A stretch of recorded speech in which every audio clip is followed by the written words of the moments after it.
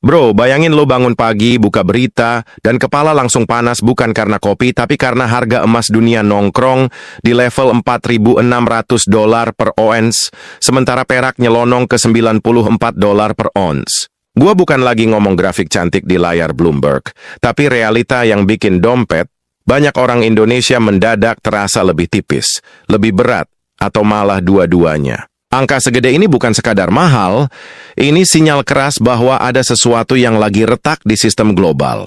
Di tanah air ceritanya kebawa ke meja makan.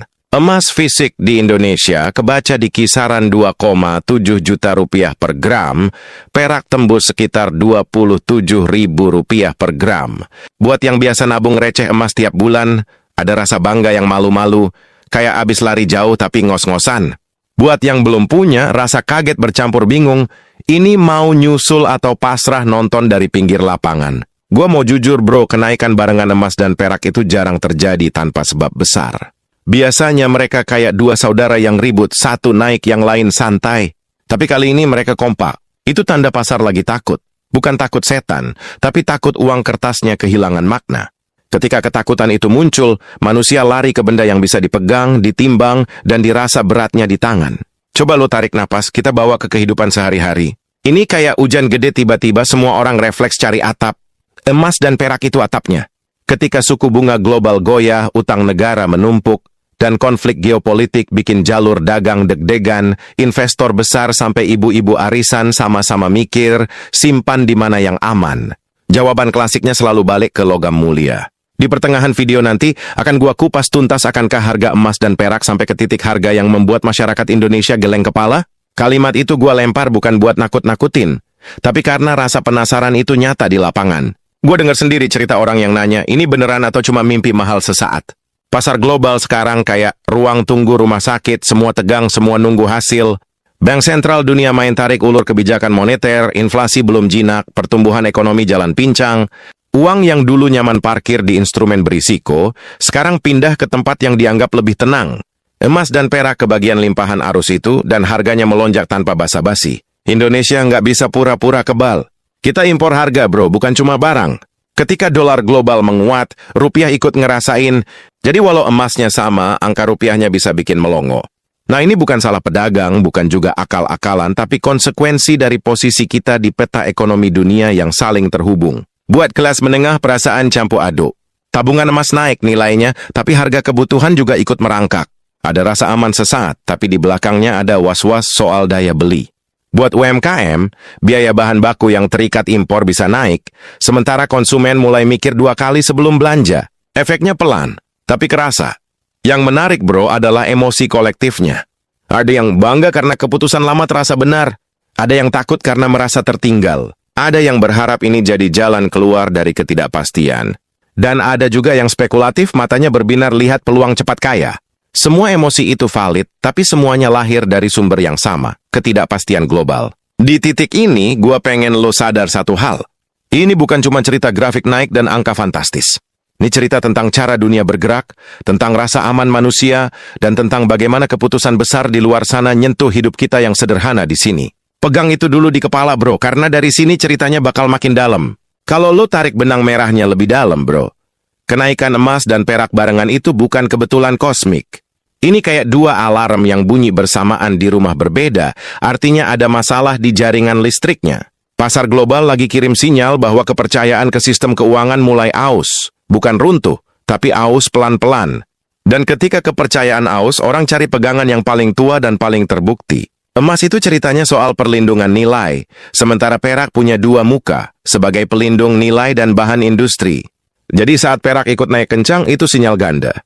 Satu sisi orang lagi cari aman, sisi lain industri juga lagi gelisah soal pasokan dan biaya produksi. Ini bukan cuma soal investor berdasi, tapi soal pabrik, teknologi, dan rantai pasok yang lagi ketar-ketir. Gua analogiin begini bro, dunia itu kayak pasar tradisional besar. Kalau pedagang besar ribut, harga cabai bisa naik di kampung lo. Konflik geopolitik, perang dagang, dan ketegangan antar negara besar bikin jalur distribusi terganggu. Energi mahal, logistik mahal, ujung-ujungnya semua harga naik. Di kondisi kayak gini, emas dan perak jadi patokan rasa aman, bukan buat dipakai belanja, tapi buat jaga nilai keringat loh. Kebijakan moneter juga main peran besar. Bank sentral dunia itu kayak supir bus besar, sekali ngerem mendadak, penumpang kelempar. Suku bunga tinggi bikin ekonomi melambat, tapi nurunin bunga terlalu cepat bikin inflasi liar. Pasar bingung bro, dan kebingungan itu mahal. Emas dan perak naik karena mereka dianggap netral, nggak janji apa-apa, tapi juga nggak bohong. Indonesia kebawa arus ini tanpa bisa ngeles. Kita hidup di dunia terbuka, mau nggak mau ikut harga global.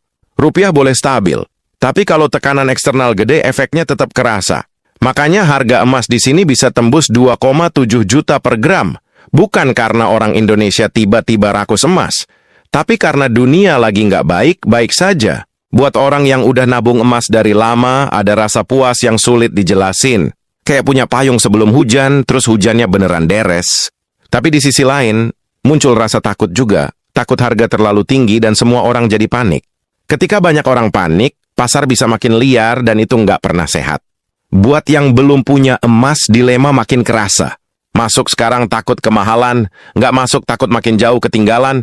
Ini kondisi psikologis yang sering bikin keputusan finansial jadi emosional. Gue sering lihat orang lebih capek mikir daripada capek kerja karena tekanan harga ini bikin kepala muter. Pelaku usaha kecil juga kena imbasnya bro. Biaya bahan baku naik, daya beli konsumen tertekan. UMKM itu ibarat perahu kecil di laut besar. Ombak global gede dikit aja, mereka langsung goyang. Kenaikan emas dan perak jadi simbol bahwa biaya hidup dan biaya usaha sama-sama naik, meski pelan. Yang sering luput dibahas adalah efek ketabungan masyarakat.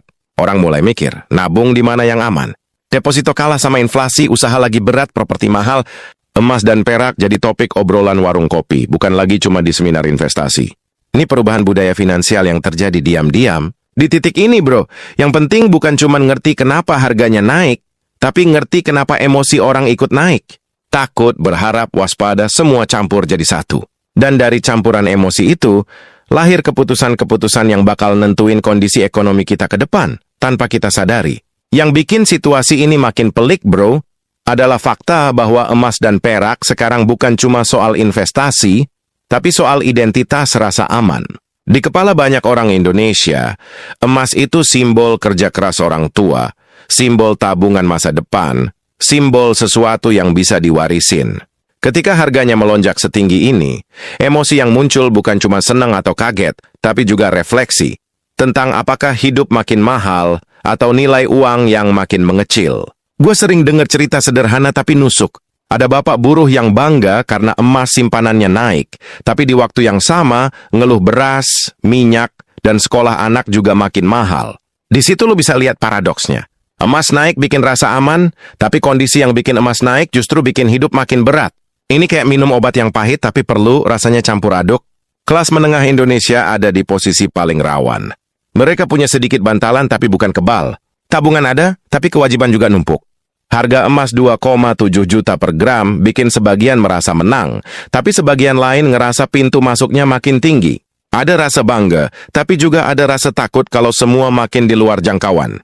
Perak sering dianggap pemain kedua, tapi jangan salah.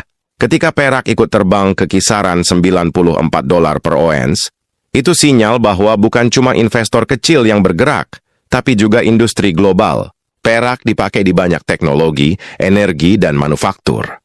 Jadi kenaikan ini juga ngomong soal biaya produksi dunia yang makin mahal, dan itu ujungnya nyampe ke harga barang sehari-hari. Indonesia, sebagai negara berkembang, nggak punya kemewahan buat bilang ini bukan urusan kita.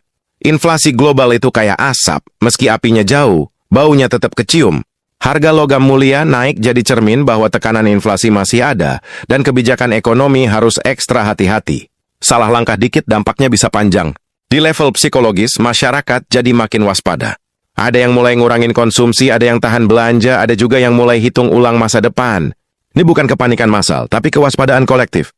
Dan kewaspadaan ini bikin ekonomi bergerak lebih pelan, karena semua orang mikir dua kali sebelum ambil keputusan.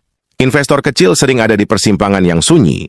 Mereka bukan pemain besar, tapi jumlahnya banyak. Ketika mereka ragu, pasar ikut kerasa sepi. Harga emas tinggi bikin mereka mikir ini puncak atau cuma jeda. Pertanyaan itu muter terus di kepala, dan jawaban pastinya nggak ada. UMKM juga harus adaptasi. Biaya naik, margin tertekan, konsumen makin sensitif harga. Disinilah kelihatan bahwa kenaikan emas dan perak bukan cuma berita finansial, tapi cerita tentang ketahanan ekonomi rakyat kecil.